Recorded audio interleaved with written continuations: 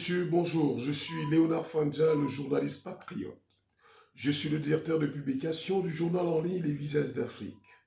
Bienvenue sur notre page Facebook Les Visages d'Afrique et sur notre chaîne éponyme sur YouTube. Les Visages d'Afrique, c'est un journal panafricain bilingue dont la ligne éditoriale est le combat pour le triomphe de la justice et de la vérité. Un journal engagé à mettre à votre disposition la version décolonisée de l'information, c'est-à-dire une information juste, vraie, non tronquée, non biaisée, favorable à l'émergence de l'Afrique. Pour cela, nous nous sommes engagés à dire la vérité, toute la vérité et rien que la vérité. Le journal panafricain bilingue est basé à Yaoundé au Cameroun. Chers compatriotes et panafricains, nous voulons aujourd'hui rappeler que dans le préambule de la Constitution du Cameroun, il est bien dit, le peuple proclame que l'être humain, sans discrimination de race, de religion, de tribu ou de croyance, a des droits sacrés et inaliénables. Dans ce même préambule, le gouvernement proclame son attachement aux déclarations universelles de droits de l'homme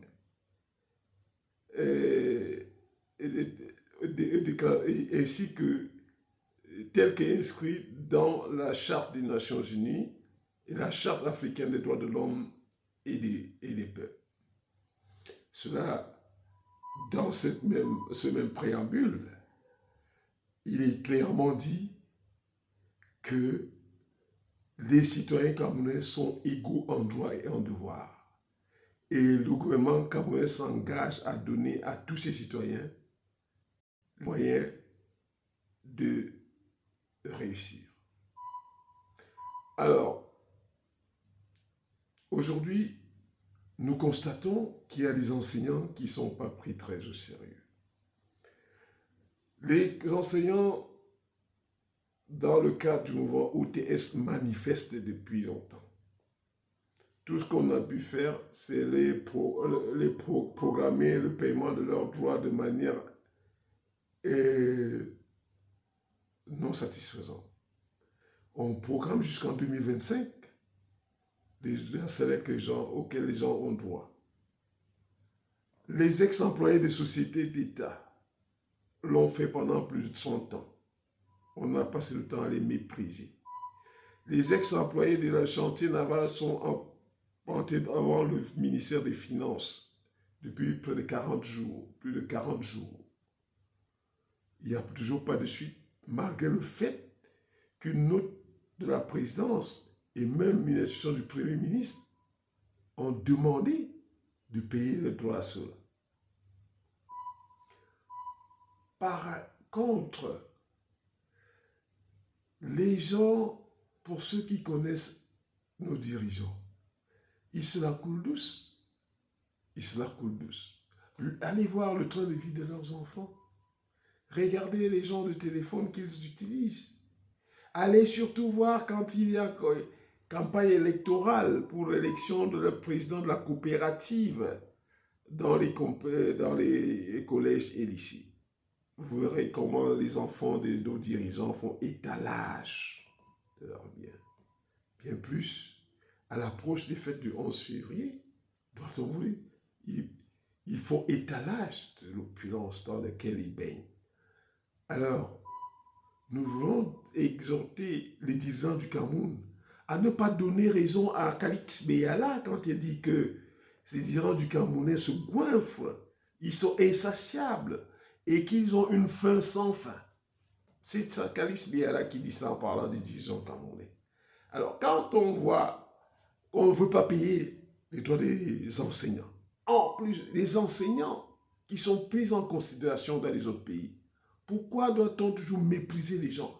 Les ex-employés des sociétés d'État ont manifesté pendant plus de 30 ans. On n'a pas payé.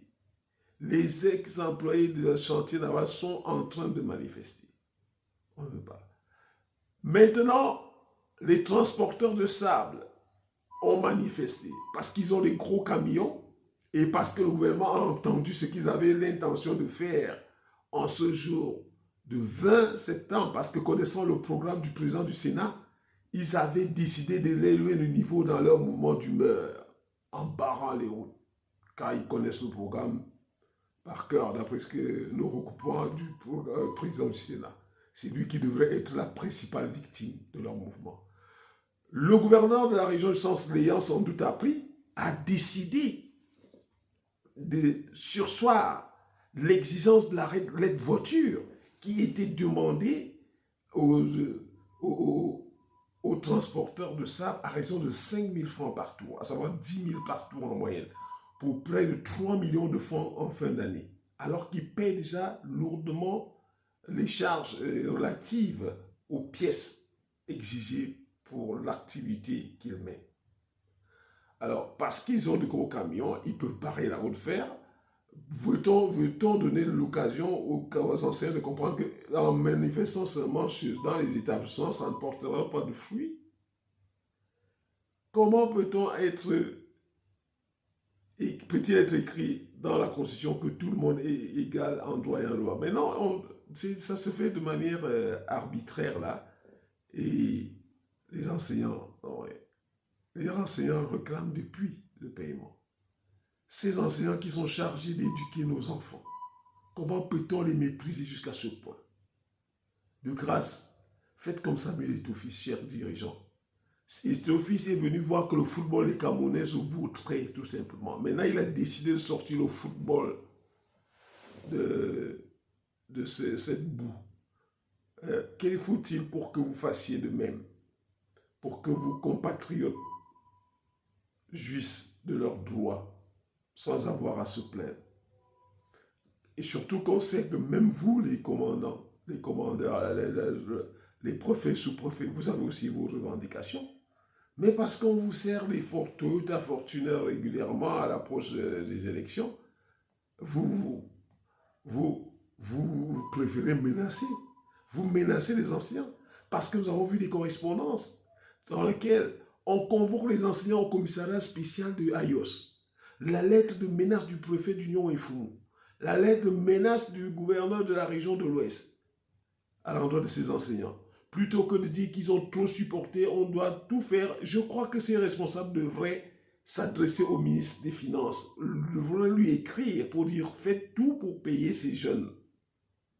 Faites tout pour payer ces jeunes. Je crois que la meilleure, en le faisant, en payant ces jeunes, ce serait déjà un meilleur argument pour la campagne électorale que vous préparez déjà pour 2024. La campagne devrait commencer par le paiement. Ne faites pas ça pour aller partager l'argent pour la campagne n'importe où, voyou, n'importe comment, et avec vos enfants qui roulent carrosse partout. De grâce, payez-vous les enseignants. Les enseignants ont droit au respect. Les enseignants ont droit au salaire. Les enseignants ont droit à la vie, comme les malades d'hémodialyse et consorts. Je vous remercie.